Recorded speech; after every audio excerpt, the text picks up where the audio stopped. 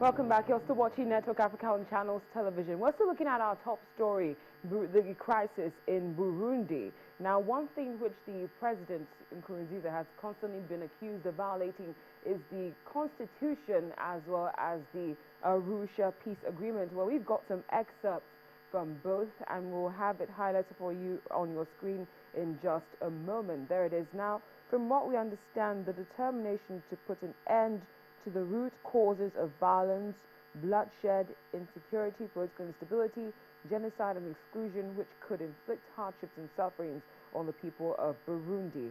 Another excerpt is democracy and good governance, peace and security for all, reconstruction and development, and guarantee on the implementation of the agreement. Also, the Constitution of the Republic of Burundi states a limit of 2 terms of 5 years each. President Nkurunziza attempted to change the constitution back in 2014 and failed by only 1 vote. Burundi's constitutional court approved his 3rd term bid, saying the first term did not count because he was placed there by parliament and not exactly elected.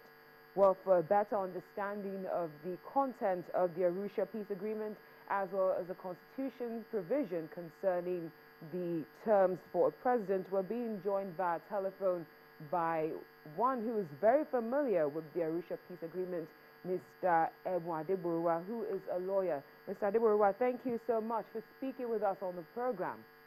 Thank you. Now, could you explain to us the provision of the Arusha Peace Accord in this context? We know you're very familiar with it.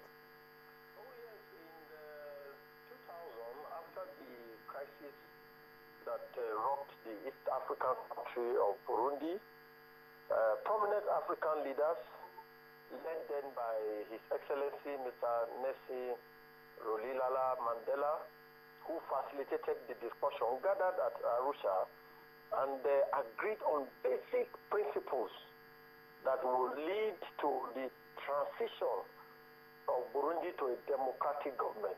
And that meeting was attended by eminent persons in Africa, Museveni, Yadema, and indeed, Organization of African Unity supervised that election. Dr. Salim Ahmed Salim, Secretary General of OAU at that time, was there. Kofi Annan, Secretary General of the United Nations, was there. And on the 28th of August, year 2000, everybody, all African leaders, East African leaders, and indeed all the rebel leaders in Burundi penned an agreement at Arusha which contained very comprehensive provisions regarding the transition to democracy. And important in that agreement is Article 7, Rule 3, which relates to the issue of the leadership of Burundi. And that article says clearly that a president will be elected for a term of 5 years. And it will be renewable only once. When you have been elected for 5 years, you can seek a renewal only once. And there was a specific provision which stated that no one may serve more than 2 presidential terms. Whether you are appointed, whether you are elected, you cannot serve more than 2 terms. It was clear to all Burundians because the Tutsis and the Hutus wanted to have a share of power because the fear was that the Tutsis were dominating the Hutus at the time.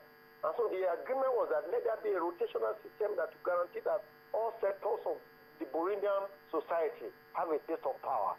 So President Pierre Nkurunziza, by interpreting his first time in office to mean that he was elected or appointed by parliament, is throwing the country into crisis.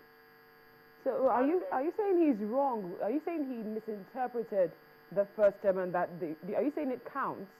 Does it count in the first 5 years, once you are serving a presidential term, it doesn't matter how you get into power. The Arusha Accord says that once you have served 5 years as a president, whether you are elected by parliament, whether you are elected by the people, you are a president. And you cannot serve another term more than twice. So his attempt to serve another 5 years to make 15 years is to deprive the other regions of the opportunity to contest and solicit for power. And this is going to throw Burundi to crisis. And legally, I believe that African leaders, especially the African Union and the leaders of East African countries, especially South Africa, have a duty to enforce the Arusha agreement, because in that agreement there is a provision for enforcement. Well, all Burundians who are not happy with what is going on now can approach the African Court on Human Rights. They can approach the African Union Court to ask for an enforcement of that agreement by restraining Nkurunziza from seeking a third term in office. Well, Mr. Adegboruwa, thank you very much for clearing that up with us and helping us to understand the Arusha Accord a lot better, as well as the provisions of the Constitution. We're very thankful for your time as always. Thank you. Thank you. Now, we've been speaking to Mr. Ebun Adegboruwa, who is a lawyer, and he's been throwing light concerning the Arusha Peace Accord. Two other developments now, specifically in Egypt, is a very sad day for the Muslim Brotherhood and its supporters, as an imprisoned leader of the banned Egyptian group died late yesterday. Supporters claim that the death of Fadil Ismail was caused by authorities' failure to provide proper medical attention. He was 57 years old at the time of his death and was a parliamentarian under President Mohamed Morsi. And the Muslim Brotherhood leader, which had overthrown in mid-2013 by then Army Chief Abdel Fattah al-Sisi following mass protests. President Sisi, who is now president, pledged to eradicate the Brotherhood and launched a security crackdown that has landed thousands of Morsi supporters in prison.